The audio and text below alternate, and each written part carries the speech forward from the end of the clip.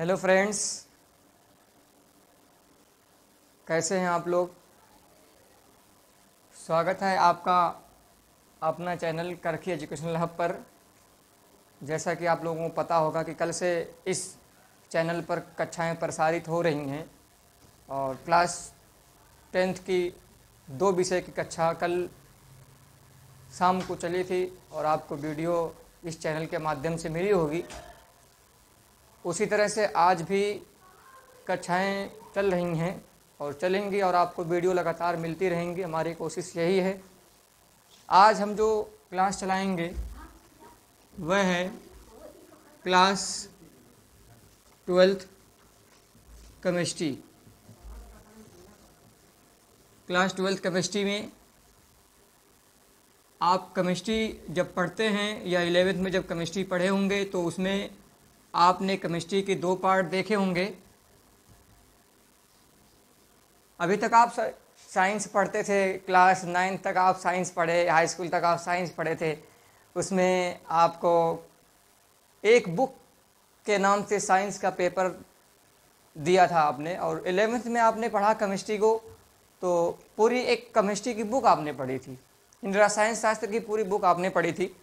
Same ऐसे chemistry को 12th में भी पूरी एक बुक पढ़ेंगे और इस बुक को 2 पार्ट में पढ़ेंगे हम। आपके हिसाब, आपके सिलेबस के अकॉर्डिंग ये किताब आपकी जो है 2 पार्टों में है। एक है ऑर्गेनिक केमिस्ट्री, दूसरी है इनऑर्गेनिक केमिस्ट्री।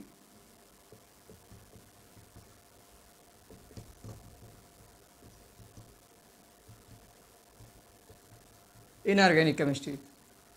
अब इसमें अब देखेंगे कुछ ऑर्गेनिक, इनऑर्गेनिक में फिजिकल केमिस्ट्री भी आ जाएगी। फिजिकल केमिस्ट्री मतलब कुछ ऐसे डेरिवेशन आपको फार्मूले के मिलेंगे जो फिजिक्स से रिलेटेड होंगे, तो फिजिकल केमिस्ट्री भी मिलेगी, ऑर्गेनिक भी मिलेगी, इनऑर्गेनिक भी मिलेगी।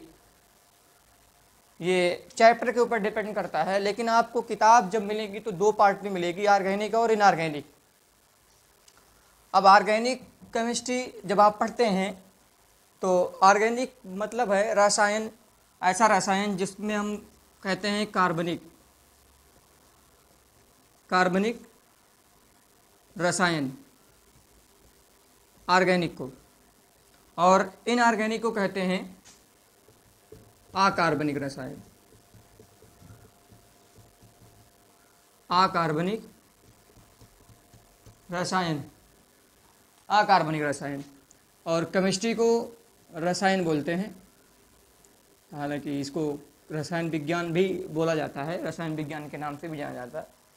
अब आप इस पेपर को देखेंगे और इस पेपर को देखेंगे तो आपका कुल पेपर एक ही होना है, लेकिन उसके पार्ट 2 रहेंगे, सेक्शन 2 रहेंगे। पहला सेक्शन आपका ये हो सकता है, या पहला सेक्शन ऑर्गेनिक वाला इनऑर्गेनिक वाला हो सकता है, और सेकंड सेक्शन आपका ऑर्गेनिक का हो सकता है। अब इंटरमीडिएट के पेपर देखिए, बोर्ड पेपर देखिए, टोटल मार्क्स इसके 70 होते हैं और 30 नंबर इसके प्रैक्टिकल होते हैं। इस तरह मिला करके टोटल 100 नंबर का पेपर होता है। 70 नंबर जो आपका होता है ये रिटन एग्जाम होता है, और 30 नंबर आप में प्रैक्टिकल होता है, जिसमें वाइवा के नंबर होते हैं, फाइल के नंबर होते हैं, ये तमाम नंबर इसमें आते हैं। हमको पढ़ना ये 70 नंबर है। इस 70 नंबर की तैयारी इस चैनल के माध्यम से कराई जाएगी, जिसमें आपको 2 पार्ट, पूरी बुक 2 पार्ट में मिलेगी, एक ऑर्गेनिक के नाम से और एक इनऑर्गेनिक के नाम से, जिसमें ऑर्गेनिक 35 मैक्सिमम 35 नंबर है और इनऑर्गेनिक मैक्सिमम 35 नंबर में होगा। तो इस तरह से मिला करके दोनों 70 नंबर हो जाएंगे और हम 70 नंबर इस तरह से यहाँ से पा सकते हैं। और अगर आप लोग अपने धैर्य को बनाए रहे, साल भर पूरे इससे पढ़ते रहे, तो आपको इस 70 नंबर की गारंटी मिलती है कि 70 नंबर आपका इधर उधर से कहीं जाएगा नहीं, एक भी क्वेश्चन इधर उधर नहीं होगा। चाहे वो यूपी बोर्ड हो या सीबीएसई बोर्ड हो, कोई भी बोर्ड एग्ज़ाम हो, ये 70 नंबर आपको पूरा मिलेगा। और आपको प्रीवियस ईयर क्वेश्चन भी दिखाए जाएंगे, कैसे क्वेश्चन आते हैं, और आपके इस सिलेबस के अकॉर्डिंग जो भी क्वेश्चन नीट्स में आते हैं या जेईई मेंस में आते हैं उसको भी कराए जाएंगे। केमिस्ट्री के जो भी चैप्टर आप में है सिलेबस में, नीट के क्वेश्चन और जेईई के क्वेश्चन जो आते हैं वो आपको कराए जाएंगे। अब जैसे सिलेबस आप अपना देख लीजिए, ऑर्गेनिक केमिस्ट्री सबसे पहले हम पढ़ेंगे। बच्चे इसको बहुत टफ समझते हैं जबकि ये बहुत आसान होती है। क्योंकि टफ इसलिए समझते हैं क्योंकि इसमें आप टोटल रिएक्शन पढ़ेंगे, केमिकल रिएक्शन पढ़ेंगे टोटल, और मैं आपको रिएक्शन इस तरह पढ़ाऊंगा कि आपको रटना नहीं पड़ेगा। आप मैकेनिज्म जब पढ़ेंगे, क्रिया विधि पढ़ेंगे रिएक्शन की कि किस तरह रिएक्शन होता है, तो आप जब उसकी क्रिया विधि पढ़ लेंगे तो रिएक्शन आपके लिए आसान हो जाएगी। और जब रिएक्शन आपको आसान लगने लगेगी तो कोई भी प्रोडक्ट आपको बनाना होगा, रिएक्टेंट से प्रोडक्ट बनाना होगा, वो आप आसानी से बना सकते हैं। और पूरे ऑर्गेनिक केमिस्ट्री में लगभग यही बातें चलती रहेंगी आपकी। तो सबसे पहले इसका परिचय देख लीजिए, कार्बनिक रसायन, इसको हम कैसे डिफाइन करेंगे, कार्बनिक रसायन क्या होता है, इसकी परिभाषा कैसे इसकी परिभाषा देंगे।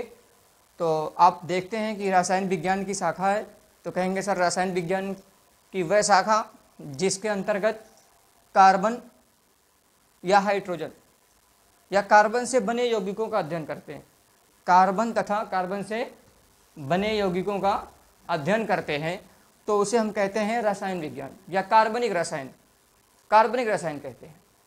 और अकार्बनिक का मतलब यह है जिसमें कार्बन के अतिरिक्त कोई दूसरा यौगिक हो, उसके अतिरिक्त कोई दूसरा यौगिक हो, उसका अध्ययन किया जाए, तो वह होता है अकार्बनिक रसायन। अब जैसे आपके सिलेबस के अकॉर्डिंग इसमें चैप्टर कौन कौन से आएंगे, आप पहले चैप्टर देख लीजिए। सबसे पहला चैप्टर आपका है चैप्टर नंबर 1, जिसका नाम है haloalkane and haloarenes. Haloalkane and haloarenes, ये इंग्लिश में भी यही नाम है और हिंदी में भी यही नाम है, हैलो एल्केन एंड हैलोएरीन्स या हैलोएरीन। ये पहला चैप्टर आपका है। इसमें से भी आपको बोर्ड एग्जाम में बहुत इंपॉर्टेंट क्वेश्चन पूछे जाते हैं आपसे, और नीट में भी क्वेश्चन पूछे गए। इस बार जो 2023 नीट एग्जाम हुआ, 2 क्वेश्चन इस चैप्टर से थे, और वो क्वेश्चन बहुत सिंपल ही थे। बस रिएक्शन आप पढ़ लीजिए, रिएक्शन पूरा पढ़ लेंगे तो नीट का जो 2 क्वेश्चन पूछा गया था आप, या इसके पहले जो क्वेश्चन पूछे गए प्रीवियस ईयर में, आप उसको कर सकते हैं, बहुत आसानी से कर सकते हैं। तो सबसे पहले हम इसी चैप्टर को शुरू करेंगे। पहला चैप्टर नंबर 1 है जिसका नाम है हैलो एल्केन एंड हैलोएरीन्स। तो मैं चैप्टर शुरू कर रहा हूँ, इसको रफ कर रहा हूँ। आप नोट करना चाहते हैं या स्क्रीनशॉट लेना चाहते हैं तो स्क्रीनशॉट ले लीजिए कि चैप्टर में आपको बुक में क्या क्या पढ़ना है। उसके बाद चैप्टर आपका शुरू हो रहा है नंबर 1, हैलो एल्केन एंड हैलोएरीन्स।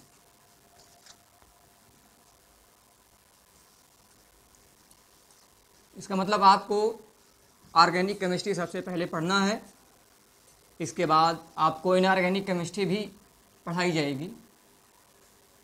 तो सबसे पहले हम ऑर्गेनिक केमिस्ट्री पढ़ेंगे। ऑर्गेनिक केमिस्ट्री क्या होती है ये आपको बताया गया।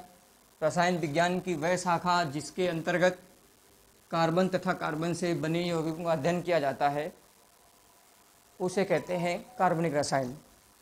अब क्लास 12 का पहला चैप्टर है, उस पहले चैप्टर का नाम मैं आपको बताया हूँ। वह पहला चैप्टर है आपका हैलो एल्केन एंड हैलोएरीन।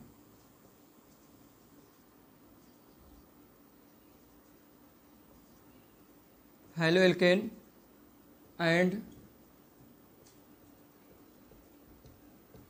हैलोएरीन्स, ये आपका पहला चैप्टर है। यही नाम इंग्लिश में भी लिखेंगे हम इसको, हैलो एल्केन हिंदी में भी ऐसे ही लिखेंगे, हैलो एल्केन तथा हैलोएरीन।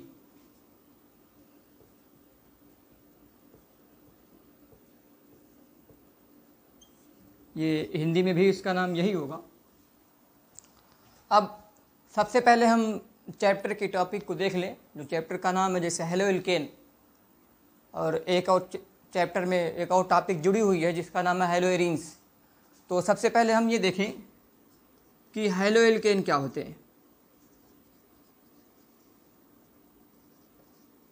हैलो एल्केन क्या होते हैं, हैलो एल्केन्स। अब आप यहाँ दो वर्ड देख रहे हैं, इस वर्ड को तोड़िए तो एक लिखा हुआ हैलो और एक लिखा हुआ है एल्केन्स।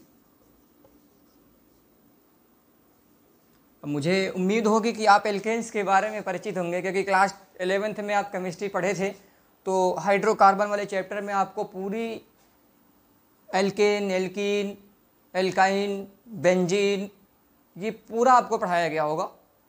एल्केन क्या होता है, एल्कीन क्या होती है, एल्काइन क्या होते हैं, बेंजीन कंपाउंड, एक बेंजीन एरोमेटिक कंपाउंड है, उसमें आपकी उसके प्रिपरेशन और उसकी केमिकल रिएक्शन पूरा पढ़े होंगे। फिर भी अगर पढ़े नहीं हैं तो आपको यहाँ एक परिचय दे करके उसके बाद हम चैप्टर को आगे बढ़ाते रहेंगे। जैसे मैंने कहा हैलो एल्केन दो वर्ड से बना, हैलो प्लस एल्केन्स। अब हैलो को अगर देखा जाए तो इसका पूरा नाम है हैलोजन और यहाँ है एल्केन, ये पूरा बनेगा। हैलोजन को सामान्यतः अगर देखा जाए तो हम एक्स से लिखते हैं, एक्स कैपिटल एक्स से लिखते हैं, और एल्केन जो होते हैं, एल्केन्स जो आते हैं उसको हम आर से लिखते हैं। जनरली आर से आप लिखे होंगे, आप पढ़े होंगे हाइड्रोकार्बन वाले चैप्टर में, एल्केन, एल्कीन और एल्काइंस, तो उसमें आप आर लिखे होंगे। अब अगर इन दोनों को संयुक्त कर दिया जाए तो इसका रिप्रेजेंटेशन का, इसका दिखाने का एक तरीका मिल जाएगा। अपने बड़े वर्ड में लिखने के 60 तरीके मिल जाएंगे। इसको हम क्या लिखेंगे, आर और एक्स। अब इसको डिफाइन कैसे करेंगे, तो आप जानते हैं कि आर जो आपका है, आर यह है आपका CnH2n+2, यहाँ से मिल सकता है। अब इस CnH2n+2 से मुझे जोड़ना क्या है, X को जोड़ना है। तो X कब जुड़ेगा, X तब जुड़ेगा जब इस CnH2n+2 से एक हाइड्रोजन परमाणु प्रतिस्थापित हो जाए, एक हाइड्रोजन परमाणु, एक हाइड्रोजन एटम सब्स्टिट्यूट हो जाए। किससे, हैलोजन से। हैलोजन मतलब X से। जब एक हाइड्रोजन परमाणु किसी हैलोजन द्वारा, यानी एक हाइड्रोजन एटम किसी हैलोजन एटम द्वारा सब्स्टिट्यूट हो जाता है, प्रतिस्थापित हो जाता है, तो इस प्रकार जो कंपाउंड मिलता है, इस प्रकार जो यौगिक मिलता है, इसको हम कहते हैं हैलो एल्केन्स। यानी कि अगर एग्जाम्पल देखा जाए तो इसके सूत्र को यहाँ मिलाया जाए तो यहाँ 2 है, इसके एक हाइड्रोजन परमाणु को सब्स्टिट्यूट करना है मुझे, मिनिमम एक हाइड्रोजन परमाणु, वैसे 2 भी सब्स्टिट्यूट हो सकता है, 3 भी सब्स्टिट्यूट हो सकता है, 4 हाइड्रोजन, 6 हाइड्रोजन, जितने हाइड्रोजन है पूरे सब्स्टिट्यूट हो सकते हैं, लेकिन उसको अभी हम आगे पढ़ेंगे। तो मिनिमम एक हाइड्रोजन सब्स्टिट्यूट हो जाए, किसके द्वारा, एक हाइड्रोजन परमाणु के द्वारा। तो ऐसा जो कंपाउंड आपको मिलेगी या ऐसी जो ऑर्गेनिक स्पीसीज मिलेगी उसको क्या बोलेंगे, हम हैलो एल्केन्स बोलेंगे। अब जैसे आर की जगह पे मैं रख सकता हूँ CnH2n+2 होगा नहीं, क्योंकि एक हाइड्रोजन सब्स्टिट्यूट होगा, +1 और X। तो यह आपका एक फार्मूला मिल गया, किसका, हैलो एल्केन्स का। किसका मिल गया, हैलो एल्केन्स।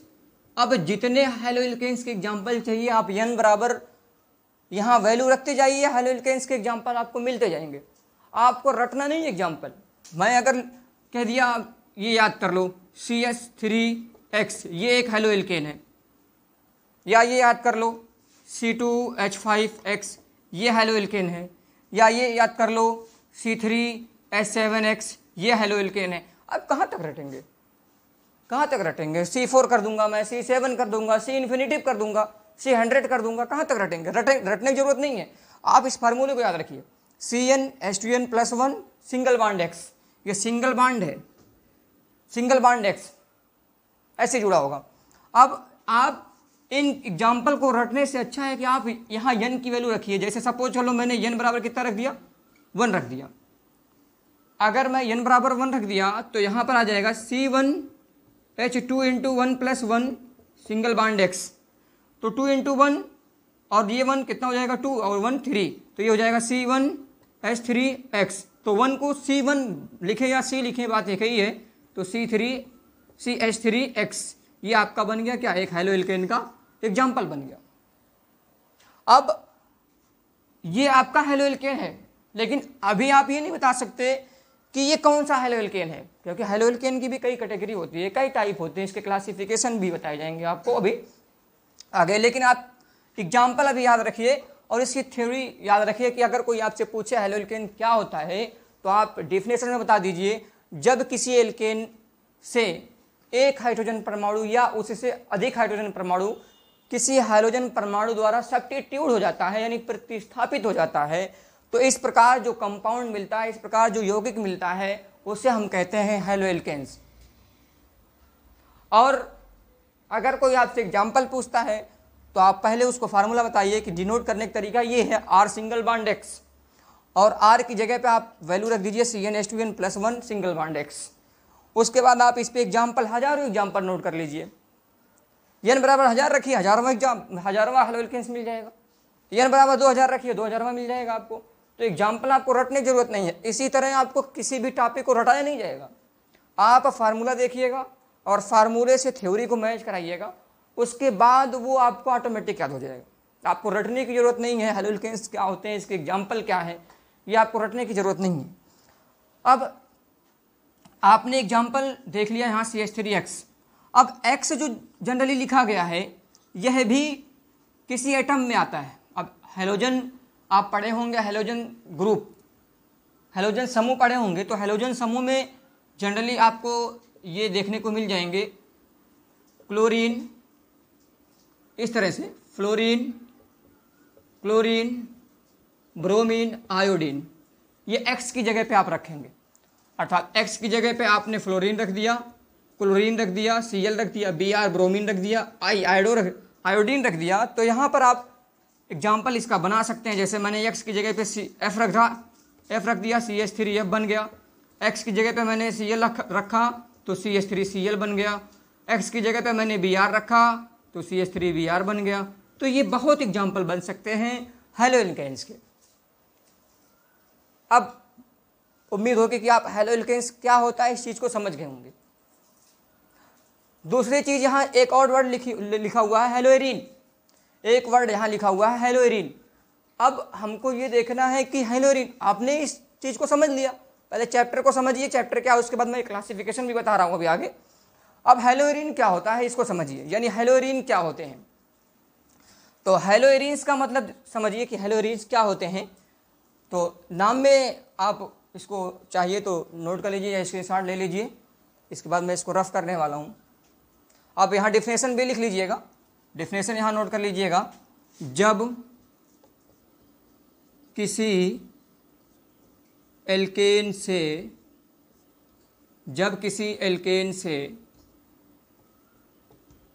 एक या इससे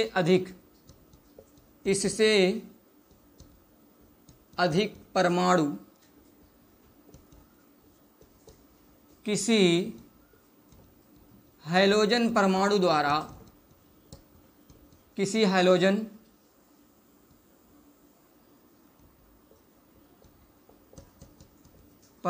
द्वारा प्रतिस्थापित हो जाता है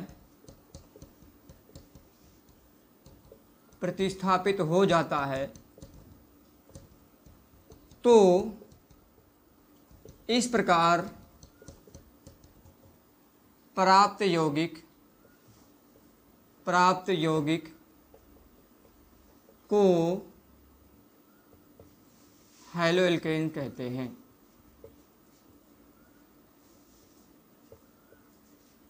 हैलोएल्केन कहते हैं। ये डेफिनेशन हो गई। और फार्मूला याद रखिएगा, फार्मूला यहाँ लिखा हुआ आपका है। एक फार्मूला याद रखिएगा, R single bond X, R की जगह पे ये फार्मूला, एक फार्मूला ये इंपॉर्टेंट, इसको याद रखिएगा। दूसरा ये याद रखिएगा, R की जगह पे CnH2n+1 और सिंगल बॉन्ड X। इन दोनों के एग्जाम्पल को याद रखेंगे तो आप तमाम एग्जाम्पल इससे बता पाएंगे हैलोएल्केन्स के। तो इस तरह से ये हैलोएल्केन टॉपिक आपकी कंप्लीट हो जाएगी। केवल इंट्रोडक्शन हुआ अभी इसका हैलोएल्केन का, अभी क्लासिफिकेशन आपको नहीं बताया गया। यानी कि अगर इंग्लिश में नोट करना होगा तो व्हेन एनी हाइड्रोकार्बन या when any alkane compound substituted one hydrogen atom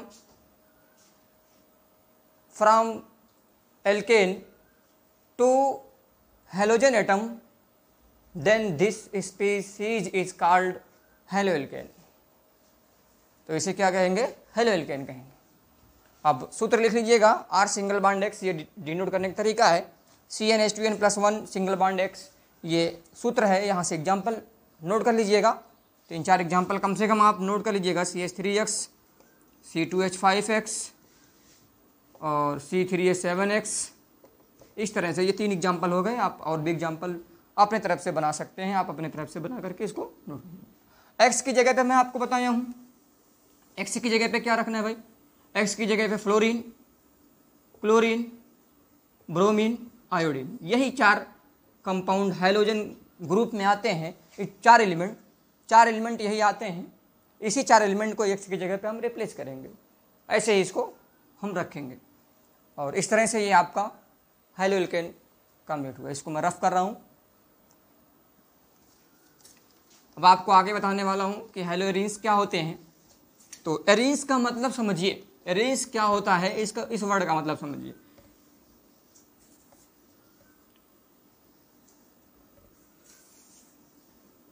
देखिए, एरिन्स में आपके एरोमेटिक भी आएंगे और डबल बॉन्ड, ट्रिपल बॉन्ड वाला भी आएगा, ठीक है।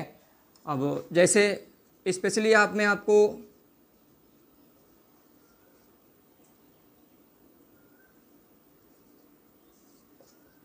हेलोएरिन्स, अब यहाँ भी 2 वर्ड कर लीजिए, हेलो प्लस एरिन्स। हेलो का मतलब समझ गए, हेलोजन।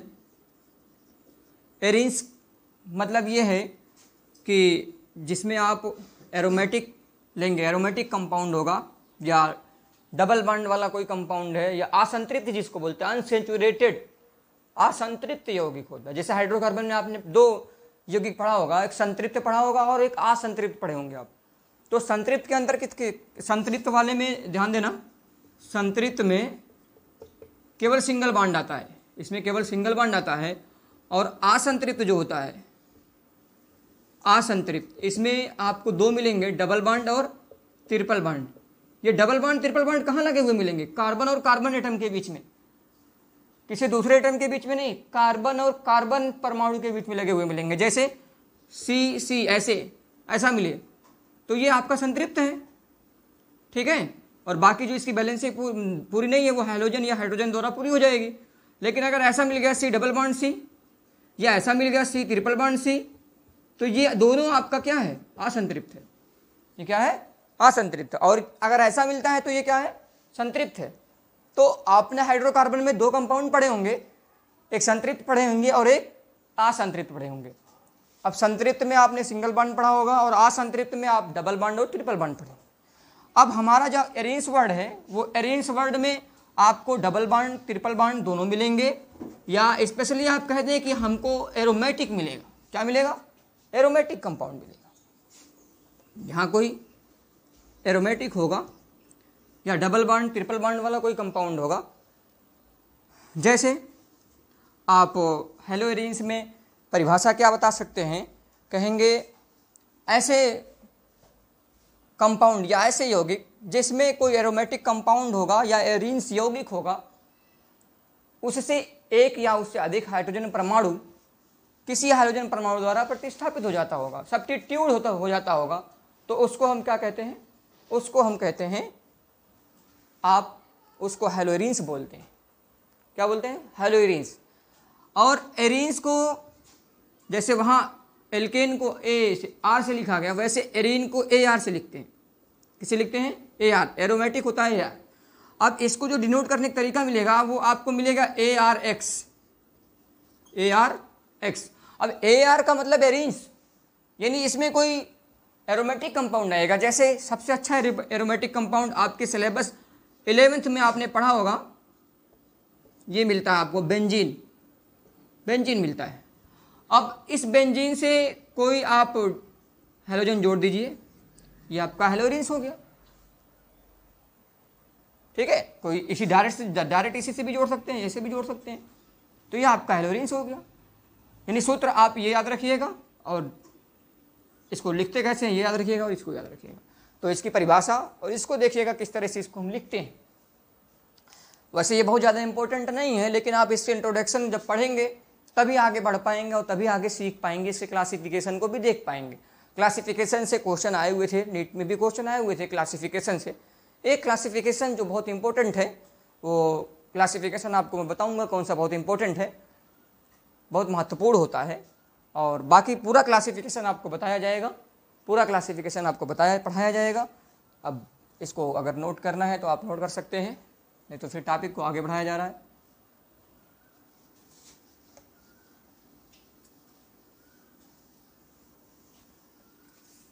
अब हम वर्गीकरण देखेंगे कि हैलोएल्केन और हैलोएरीन्स का वर्गीकरण, इसका वर्गीकरण कैसे किया जाता है। तो इसका वर्गीकरण देखिए, पहले इसका वर्गीकरण हम कैसे करेंगे। अब हमारी नई हेडिंग होगी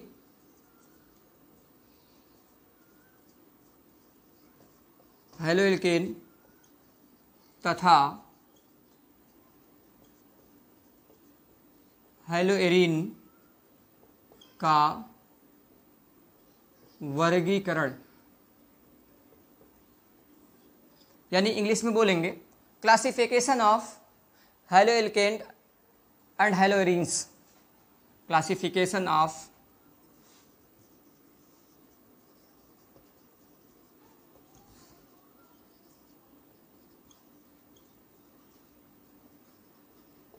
हैलोएल्केन्स एंड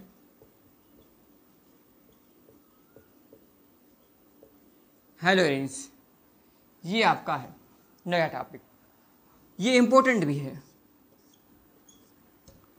इस बार भी नीट 2023 में भी इससे एक क्वेश्चन आया था। एक क्वेश्चन था रिएक्शन से और एक क्वेश्चन क्लासिफिकेशन से था। अभी क्वेश्चन क्या था नीट वाला आपको बताया जाएगा, क्या क्वेश्चन था, पहले इसकी क्लासिफिकेशन को देख लिया जाए। अब जैसे हम क्लासिफिकेशन किस किस के आधार पे करते हैं, तो बच्चों ध्यान रहे और याद रखिएगा कि जो हैलोएल्केन्स या हैलोएरीन्स होते हैं उनका क्लासिफिकेशन मेनली दो आधार पे किया जाता है। पहला आधार होता है आपका, पहला आधार है आपका जो बहुत ही सिंपल है, बहुत आसान है, बहुत ज़्यादा इसमें कुछ कठिनाई नहीं है, बहुत आसान है। सबसे पहला है हैलोजन परमाणु की संख्या के आधार पर। हैलोजन परमाणु आपको बताए गए, हैलोजन परमाणुओं की संख्या के आधार पर, ये पहला हो गया आपका। और दूसरा है संकरण। अब संकरण वर्ड आप क्लास 11th में पढ़े होंगे, अगर नहीं पढ़े हैं तो घबराने की जरूरत नहीं है, मैं एक शॉर्टकट ट्रिक बता देता हूं कि संकरण कैसे निकालते हैं। अर्थात सी बांड एक्स, जो आपने सी बांड एक्स देखा है, जैसे जो आप आर बांड एक्स देखे थे तो यहाँ सिंगल बांड लगा था, अब इसमें जो कार्बन होगा इसका संकरण देखेंगे, यानी सी बांड एक्स आबंध की जो प्रकृति होगी उसके आधार पर, यानी सी बांड एक्स आबंध की प्रकृति के आधार पर इसमें आप संकरण देखेंगे। संकरण के आधार पर, प्रकृति का मतलब संकरण होता है, यानी कार्बन का संकरण देखेंगे। sp3 है, यानी हाइब्रिडाइज्ड, हाइब्रिडाइजेशन जिसको बोलते हैं इंग्लिश में, sp3 है, sp2 है, sp है, क्या संकरण होता है। तो संकरण कैसे निकालते हैं पहले इसको सीखिए। देखिएगा, संकरण का मतलब है, आप शॉर्टकट देख लीजिए, वैसे टॉपिक तो लंबा है ये संकरण, लेकिन एक तरीका देख लीजिए कैसे संकरण निकालते हैं।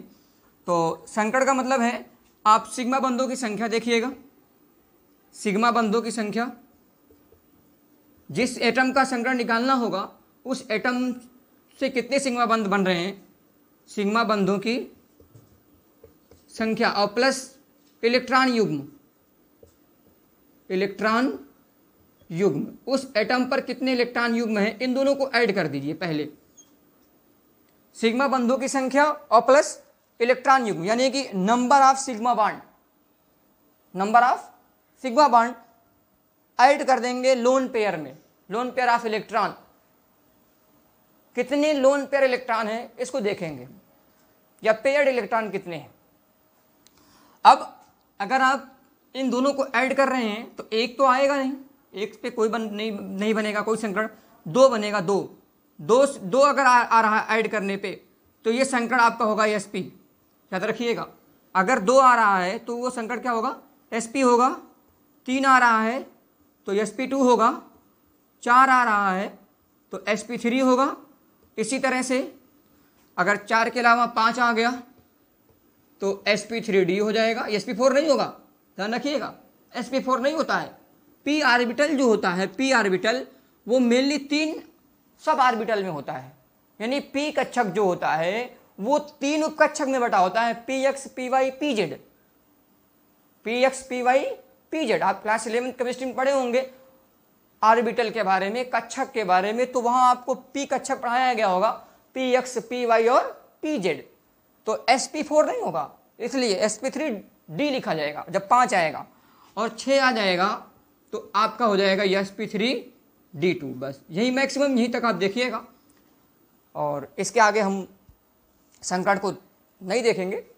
जनरली आप जब संकरण टॉपिक पढ़ते हैं तो इसके आगे देखा जाता है, लेकिन हमारा काम केवल sp2 और sp3 से चल जाएगा, हमको sp3d पे जाने की जरूरत नहीं पड़ेगी, क्योंकि संकरण जो कार्बन का देखना है हमें वो sp sp2 और sp3 यही 3 ही संकरण रखता ही है, sp3d होता ही नहीं है इसमें, क्योंकि C एटम में जो कार्बन एटम होता है उसमें d कक्षक आता ही नहीं है। आप इलेक्ट्रॉनिक विन्यास कॉन्फ़िगरेशन कर लीजिए आप एक कार्बन का, उसमें d ऑर्बिटल नहीं आएगा, तो इसलिए हम d तक नहीं जाएंगे, वैसे आपको बता दिया गया है लेकिन d तक हम नहीं जाएंगे। तो sp sp2 और sp3 इसी 3 तक रहेंगे हम, और इसी 3 पर हम इसका क्लासिफिकेशन कर देंगे। तो आशा करता हूँ, उम्मीद करता हूँ कि आपको संकरण समझ में आ गया होगा, संकरण कैसे निकाला जाता है ये समझ में आ गया होगा। अब संकरण क्या होता है, ये टॉपिक थोड़ी लंबी है, अगर देखा जाए नीट सिलेबस के हिसाब से तो आप 11th केमिस्ट्री जब पढ़ेंगे, फाउंडेशन कोर्स जब करेंगे तो संकरण को पूरा अच्छी तरीके से वहाँ बताया जाएगा। वहाँ संकरण किस प्रकार निकालते हैं, उसके बाद उसकी ज्यामिति क्या होती है, इसको निकालते हैं, तो वह तमाम केस आते हैं संकरण के। लेकिन फिलहाल हमको काम चलाना था, आपको बताना था हमें कि कैसे हम संकरण देखते हैं। तो sp sp2 और sp3 3 संकरण याद रखिएगा। 2 आता है अगर सिग्मा बंध और लोन पेयर इलेक्ट्रॉन, जो लोन पेयर है इलेक्ट्रॉन युग्म है, इन दोनों को मिला करके जोड़ने पर अगर 2 आता है तो sp संकरण, 3 आता है तो sp2, 4 आता है तो sp3, इसी को याद रखिएगा। अब आगे बढ़ते हैं, अगर नोट करना चाहते हैं तो आप इसको नोट कर लीजिए। और इसमें जो हाइड्रोजन परमाणुओं की संख्या के आधार पर है, इसको मैं जगह है यहाँ पर स्पेस है, मैं बता दे रहा हूँ कि किस तरह से हम इसको क्लासीफाई करते हैं। हाइड्रोजन परमाणुओं की संख्या के आधार पर किस तरह हम हेलोइल्केन्स को बांटते हैं, हेलोइल्केन और हेलोरीन को किस तरह बांटते हैं, दोनों का वर्गीकरण साथ में लेके पढ़ेंगे। तो हेलोइल्केन का पहले हम क्लासिफिकेशन देखेंगे हाइड्रोजन परमाणुओं की संख्या के आधार पर, यानी वर्गीकरण देखेंगे हाइड्रोजन परमाणुओं की संख्या के आधार पर। जैसे इसमें आपको 3 मिलेंगे। पहला मिलेगा आपका A होगा मोनो हेलोइल्केन, मोनो हेलोइल्केन, हेलोइल्केन, हेलोरीन भी बोल सकते हैं, मोनो हेलोरीन भी होता है। और दूसरा होगा आपका B डाई हेलोइल्केन, डाई हेलोइल्केन। और तीसरा देन लास्ट है आपका, कहीं कहीं बुकों में ट्राई मिलता है, टेट्रा मिलता है, तो हम ट्राई और टेट्रा को ना लिख करके पाली ही लिख दें, यानी 2 से ज़्यादा लिखें तो पाली ही कर दें। तो हम जनरली पाली लिख देंगे, यहाँ पे सामान्यतः ये लिखने को देखने को मिलता भी है, पाली हेलोइल्केन, पॉली हेलोइल्केन, पॉली हेलोइल्केन। अब मोनो हेलोइल्केन का मतलब समझिए, मोनो हेलोइल्केन का मतलब ये है, क्योंकि आप देख रहे हैं क्लासिफिकेशन कर रहे हैं, यानी वर्गीकरण कर रहे हैं, किसके आधार पर, हाइड्रोजन परमाणुओं की संख्या के आधार पर कर रहे हैं। तो इसका मतलब यहाँ पर जो हाइड्रोजन परमाणुओं की संख्या, यानी ऐसा हेलोइल्केन जिसमें हाइड्रोजन परमाणुओं की संख्या 1 हो, जिसमें क्या हो, हाइड्रोजन परमाणु 1 x परमाणु आए, मतलब समझ गए होंगे आप लोग। x को मैं आपको बताया था कि x क्या क्या हो सकता है, एक बार और फिर से देख लीजिए। x में आपका Cl आ सकता है, सबसे पहले F आएगा, F आ सकता है, Cl आ सकता है, Br आ सकता है, I आ सकता है। इन चारों में से अगर कोई एक आता है, चाहे F, Cl, Br कोई एक आता है और वह किसी हाइड्रोकार्बन से जुड़ा होता है, वह किसी एल्केन से हाइड्रोजन को प्रतिस्थापित करता है, तो हम उसको बोलेंगे मोनोहैलो एल्केन। मोनो का मतलब ही समझिए एक, यानी जिसमें यक्ष परमाणुओं की संख्या क्या हो, एक हो। नोट कर लीजिएगा मोनोहैलो एल्केन की डिफिनेशन, ऐसा हैलो एल्केन जिसमें हैलोजन परमाणुओं की संख्या एक हो उसे मोनोहैलो एल्केन कहते हैं। जैसे एग्जाम्पल CH3X, अब X की जगह पे Cl रख दीजिए तो CH3Cl, X की जगह पे Br रख दीजिए CH3Br, X की जगह पे F रख दीजिए CH3F, X की जगह पे I रख दीजिए CH3I। एक हैलोजन परमाणु होना चाहिए।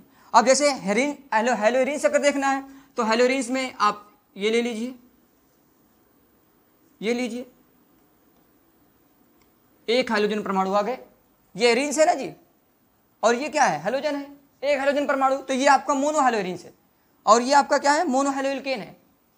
अब डाई की बात करूंगा, डाई की जब बात करूंगा मैं, तो डाई आपको X = 2 मिलेगा। मतलब ऐसे ऐसे दो परमाणु मिलेंगे, वो दोनों सेम भी हो सकते हैं, दोनों अलग भी हो सकते हैं।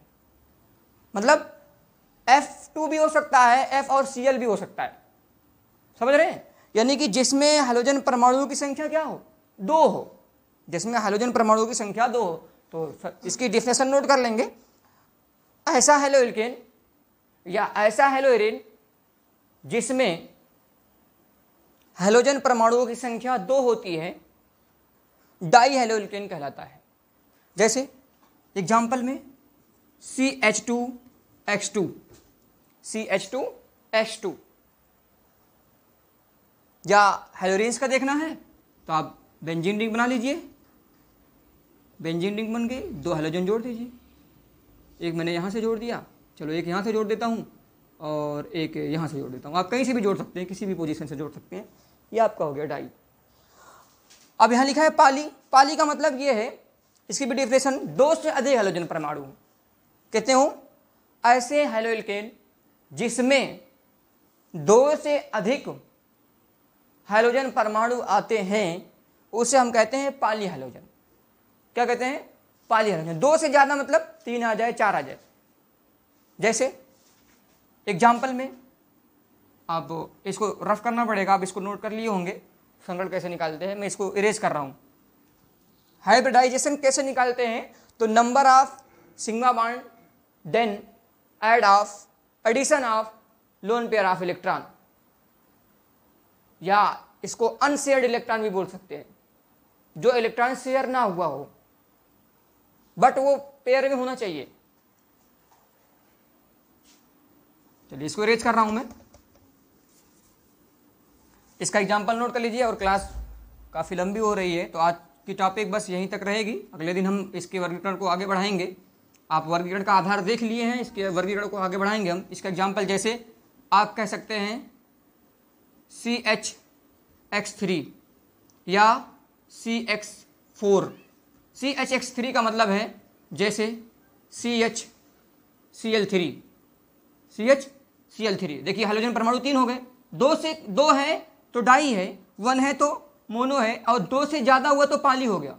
देखिए हाइड्रोजन परमाणु कितने आ गए, 3 आ गए। अब जैसे बेंजीन रिंग बना दीजिए, बेंजीन रिंग आप बना दीजिए और इससे जो है 3 हाइड्रोजन परमाणु जोड़ दीजिए। जैसे ये, तो ये देखो, ये आपका पाली हैलोरिन हो गया और ये आपका क्या हो गया, पाली हैलो एल्केन हो गया। 4 भी हो सकता है, जैसे CCl4, बहुत फेमस नाम है, सुने होंगे। जब आप मेथेन को प्रकाश की उपस्थिति में क्लोरीनेशन कराते हैं, क्लोरीन के साथ अपक्रिया कराते हैं, कक्षा 10 में आप पढ़े होंगे, तो वहाँ आपको CCl4 मिलता है। यानी बारी बारी से मेथेन से हाइड्रोजन प्रतिस्थापित होता रहता है और उसके स्थान पर क्लोरीन परमाणु आता रहता है। तो ये रिएक्शन भी पढ़ेंगे हम, वहाँ CHCl3 भी मिलेगा, CH2Cl2 भी मिलेगा, CH3Cl भी मिलेगा, तो ये हम रिएक्शन पढ़ेंगे।